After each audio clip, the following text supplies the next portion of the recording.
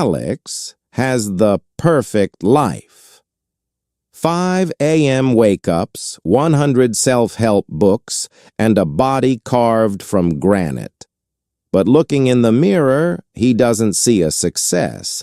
He sees a glitching machine. Most people think they are chasing growth, but they are actually feeding a parasite that eats their soul from the inside out. Alex stands in front of his bathroom mirror. The lighting is harsh, the kind that defines every muscle fiber in his shoulders. On the wall behind him, a whiteboard tracks his optimal life metrics: deep sleep cycles, caloric intake, pages read, cold shower duration. By every modern standard, Alex is a winner. He is the personification of 1% better every day. But as he stares into his own eyes, something is wrong. There is a flickering sensation in his chest, a psychological glitch. He has achieved the body, the promotion, and the discipline, yet he feels like a hollow shell of a man. He isn't living a life. He is managing a project, and the project is never finished. "You've done everything right," a voice whispers in the back of his mind. "So why do you feel like a failure?" This is the mirror paradox. Most of us are told that self-improvement is the path to freedom. We are told that if we just read one more book, wake up 1 hour earlier, or hit one more PR, we will finally reach the version of ourselves that is enough. But here is the disturbing truth you weren't supposed to find out. For many of us, self-help isn't a ladder to the top. It's a sophisticated cage built by the ego. It's a glitching machine that convinces you that your current self is a broken product that needs a constant software update. And until you understand the dark psychology behind why you are never content, you will continue to run on a treadmill that has no finish line. If you're watching this right now and you feel a heavy, crushing weight in your chest, if you've ever looked at your to-do list, your bank account, or your own reflection and felt an inexplicable sense of not being enough, I want you to take a breath. Because I'm going to tell you something that the $100 billion self-help industry will never admit. It is not your fault. You aren't lazy, you aren't ungrateful, and you certainly aren't a failure. What you are feeling is a biological glitch in a brain that was never designed for the 21st century. You see, for 99% of human history, enough was simple. If you had fire, shelter, and a tribe, you were safe. But our modern world has weaponized a part of your psychology called the ego preservation mechanism. Your brain is hardwired to compare.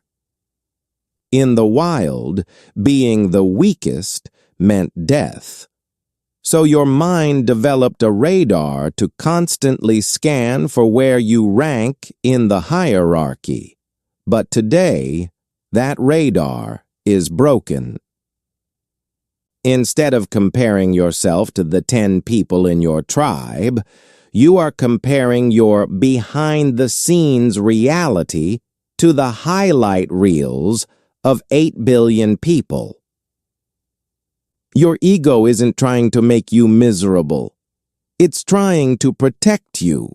It's screaming at you to do more, be more, and buy more because it's terrified that if you stay still, you'll be left behind. You've been sold a lie called linear happiness.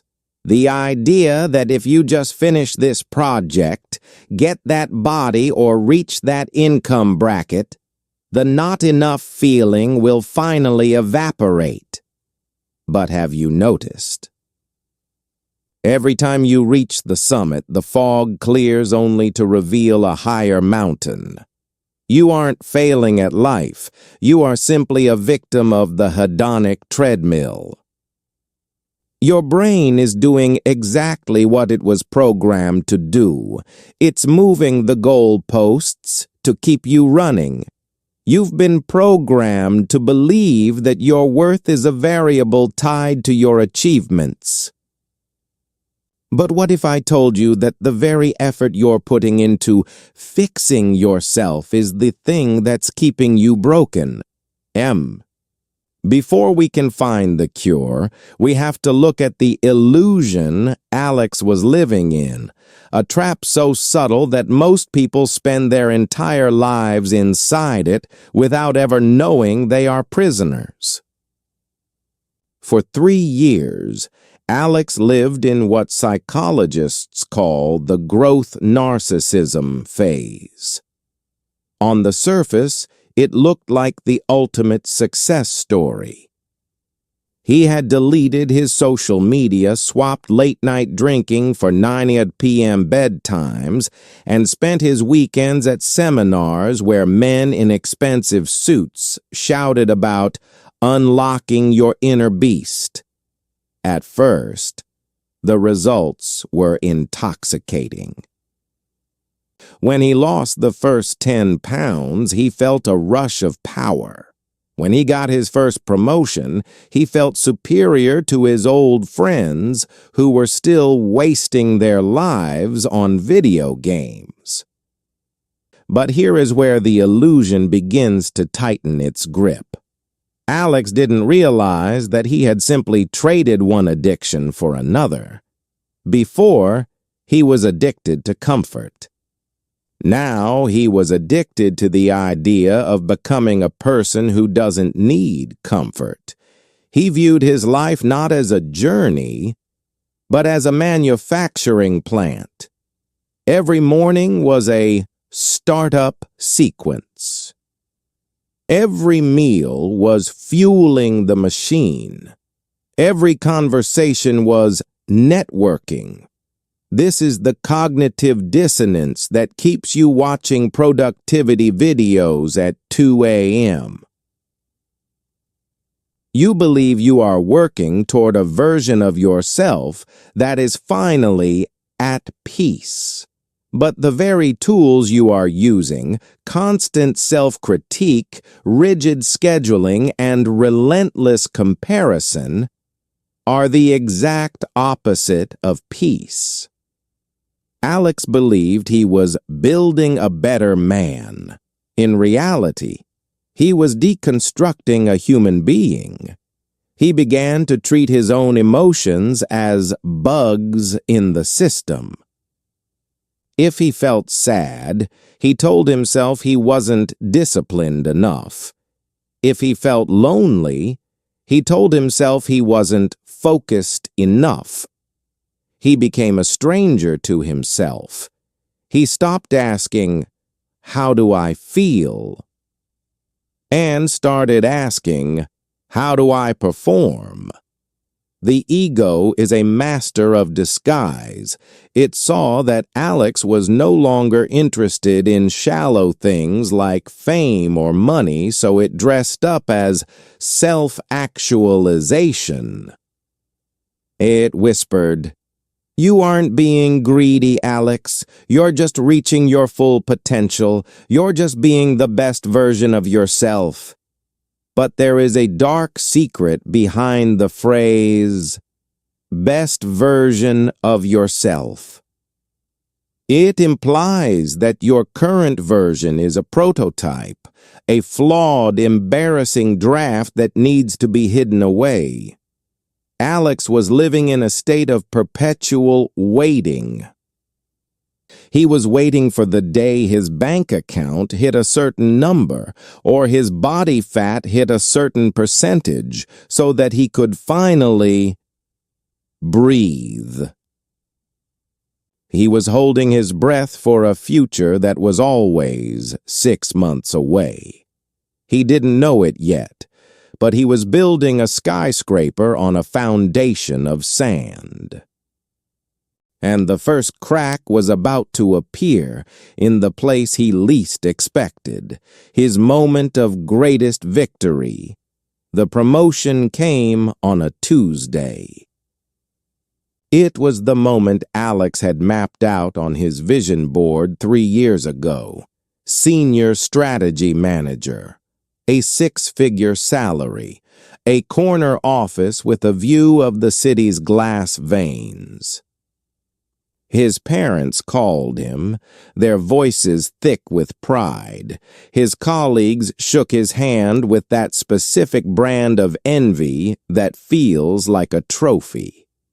That night, Alex bought a bottle of vintage scotch. He sat in his designer armchair, looked out at the skyline, and waited for the arrival. He waited for the internal noise to stop.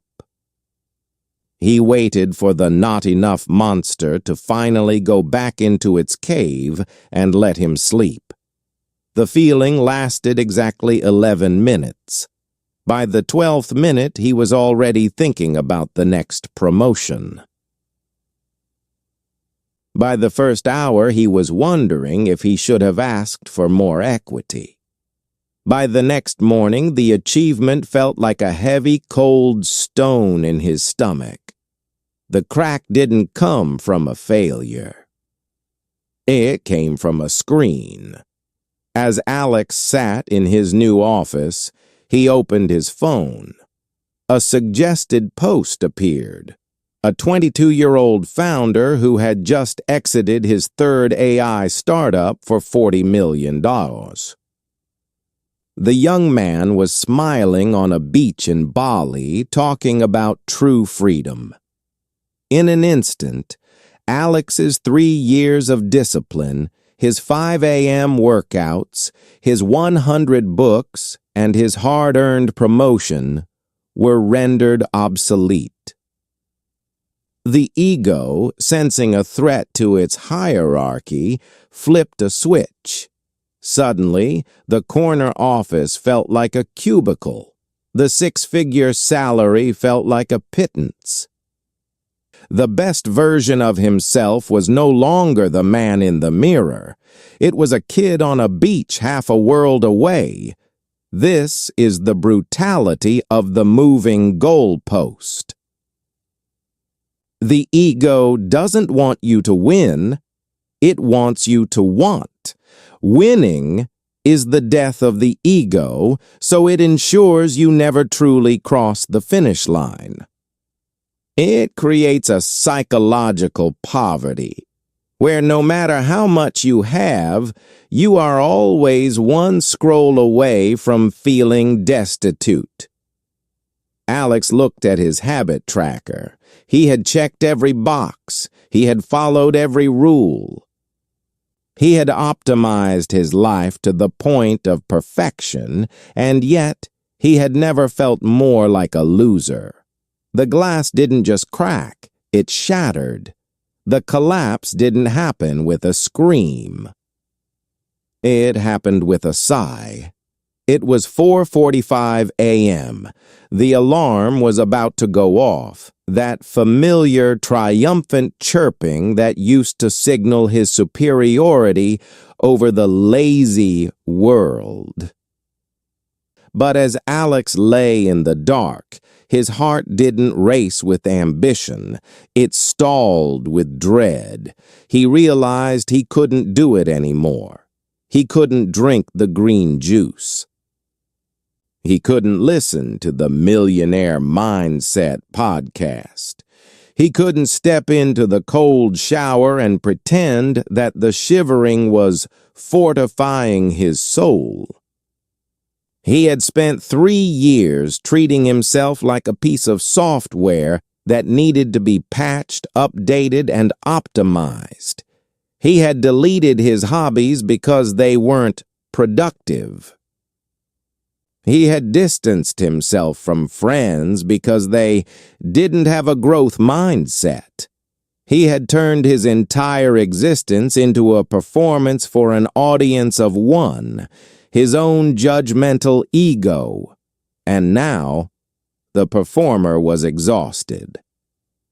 He looked at his hands and realized he didn't know what they were for if they weren't typing, lifting, or grasping for more. If you took away the senior manager title, the fitness enthusiast label, and the disciplined warrior persona, who was left? The answer was terrifying. No one. This is the identity vacuum. Most people who fall into the self-improvement trap don't realize they are building a false self. They are creating a mask of perfection to hide a deep, subconscious fear. The fear that their true, raw, unoptimized self is fundamentally unlovable. Alex stayed on the kitchen floor for 3 hours. The sun rose, hitting the 1% Better Every Day poster on his wall. It felt like a mockery. He had achieved the 1%, and he had never felt more bankrupt. He had hit the wall of diminishing psychological returns. He had optimized his life so much that there was no life left in it. He was a finely tuned engine with nowhere to drive. He was a success by every metric society measured, but by the metric of the human spirit, he was a ghost. In this silence, the ego finally lost its voice. It had nothing left to promise. No more next levels, no more future versions. It was in this total crushing defeat that the space for a different kind of truth began to open. Because when you finally admit that the machine is broken beyond repair, you stop trying to fix it. And that is when you finally start to see the person who was trapped inside the machine all along. The man Alex went to see wasn't a guru. He didn't have a podcast, and he certainly didn't wake up at 5 a.m. to take ice baths. He was an old mentor from Alex's university days, a man who had survived more failures than Alex had achievements. Alex poured his heart out, the words tumbling out like a confession. "I did everything the book said," Alex whispered, his voice cracking. "I fixed every flaw. I optimized every hour, but I'm still empty. Why am I still not enough?" The old man didn't offer a 7-step plan. He didn't tell Alex to grind harder.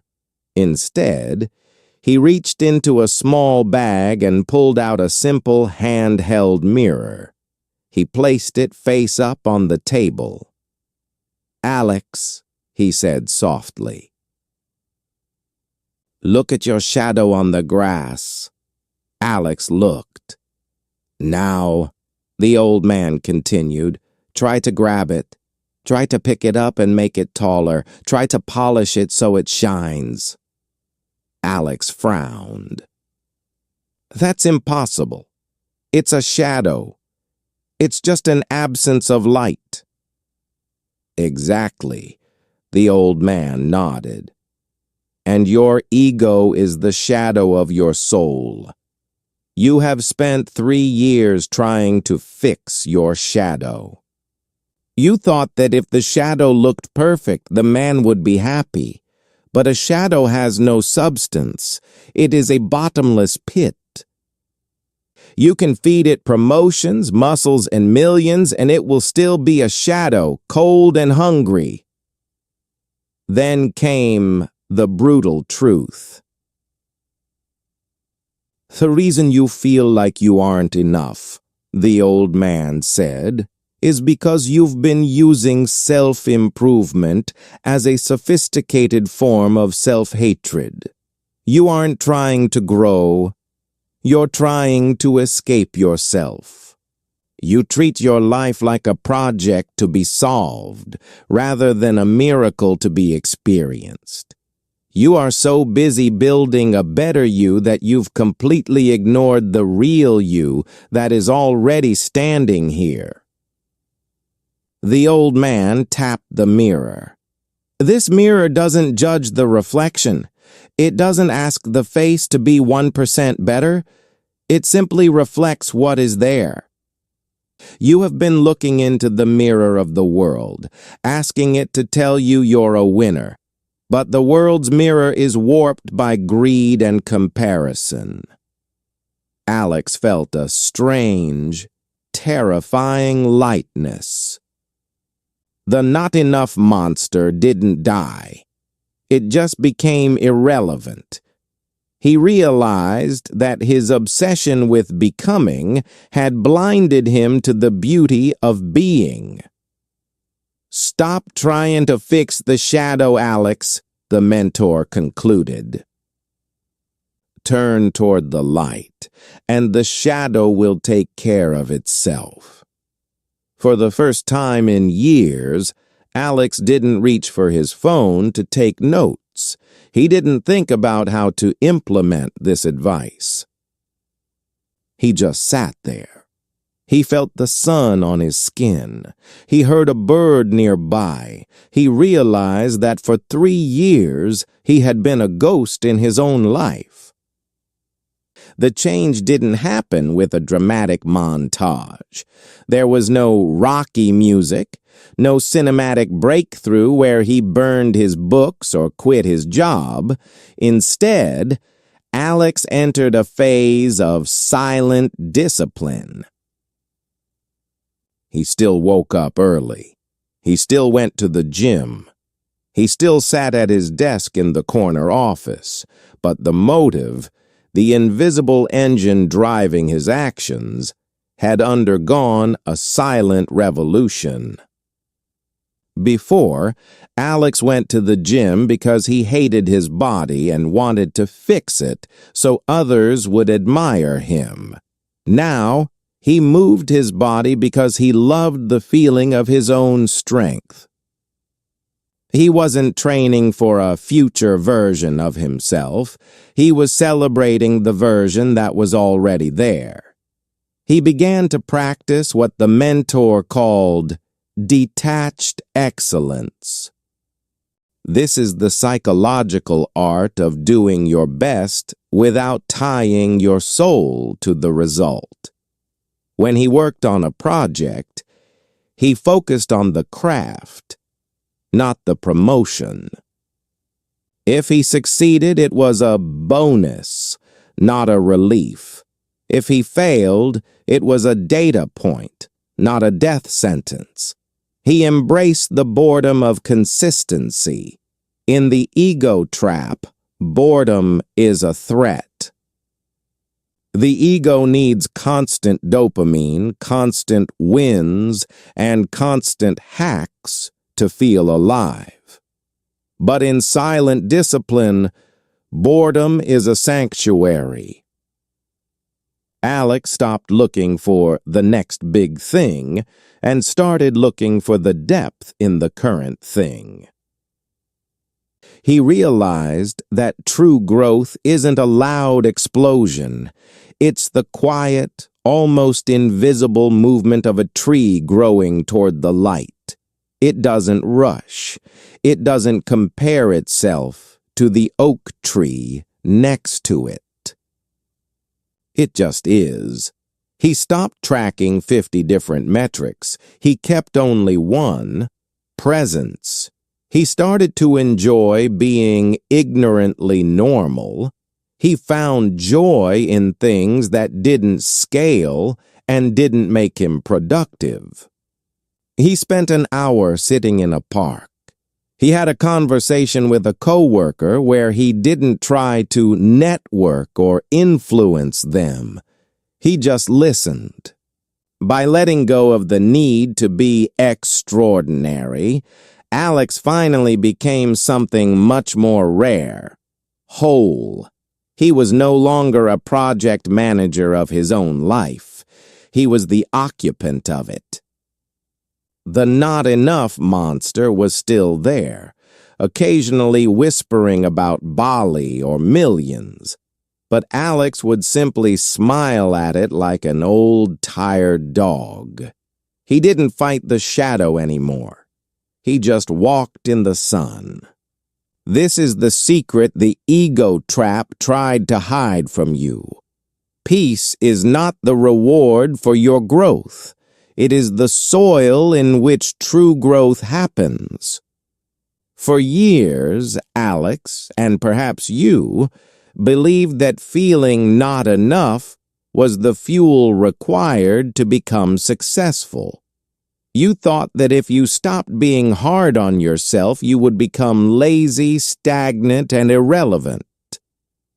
You were afraid that if you accepted yourself today, you would never change tomorrow. But the reality is the exact opposite. Psychology shows us that when we act out of deficiency motivation, the need to fill a hole in our soul, our growth is brittle. It's a house of cards. But when we act out of abundance motivation, we become unstoppable. The revelation is a concept called content but growing. Imagine a tree. A young sapling is not half finished. It is a perfect sapling. It doesn't look at the ancient oak and feel like a failure. It is content in its current state, yet it never stops reaching for the sky. It grows because it is its nature to grow, not because it's trying to prove its worth to the forest. When you realize that you are already enough, you finally gain the greatest competitive advantage in the world, the ability to play the long game. Most people quit their goals because they are looking for a result to validate their existence. When the result doesn't come fast enough, their ego feels attacked and they give up. But when you are already content, you can't be discouraged. You don't need the promotion to feel like a man. You already are one. You don't need the six-pack to feel attractive. You already are worthy. The arrival Alex was looking for doesn't exist. There is no finish line where a bell rings and a voice says, "You are now officially successful." There is only the process. The ego trap is a game you can only win by refusing to play. It's about shifting your identity from a project to be solved to a source to be expressed. Thaporway, you are not a machine that needs more parts. You are a light that needs to stop being covered by the shadow of your own expectations. The moment Alex accepted his ordinariness, he became extraordinary. Because for the first time in his life, he wasn't running away from himself. He was finally standing his ground. Alex stands before the mirror once more.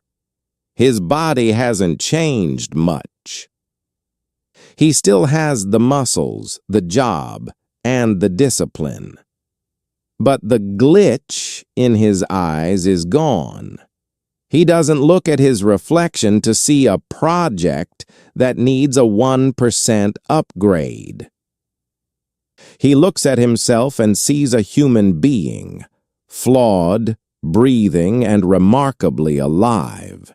He realizes that the perfect version of himself was a ghost he had been chasing into a graveyard. By letting that ghost go, he has finally claimed his life. He no longer wakes up to conquer the day. He wakes up to experience it. The ego trap is the ultimate illusion of the modern age. It tells you that happiness is a destination you reach after enough struggle. But the truth is, the struggle only ends when you decide that where you are right now is a valid place to be. You can still work hard. You can still build empires. You can still reach for the stars, but do it because you love the climb, not because you hate the valley. As you close this video and return to your life, your ego will likely whisper to you again. It will point to someone richer, faster, or better, and it will try to make you feel small.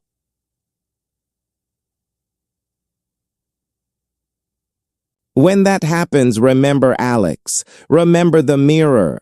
You are not a machine. You are not a project. You are the source. What is one perfection you are finally ready to let go of so you can actually start living? Tell me in the comments. What is the one belief about success that you've realized was actually a trap for your ego? You are not a machine. You are not a project. You are the source. If this resonated with your journey, if you're tired of the treadmill and ready to find a growth that actually feels like peace, join our community of content growers here at Red and Rise English. Hit the subscribe button and the bell icon. Let's stop chasing the shadow and start rising toward the light together.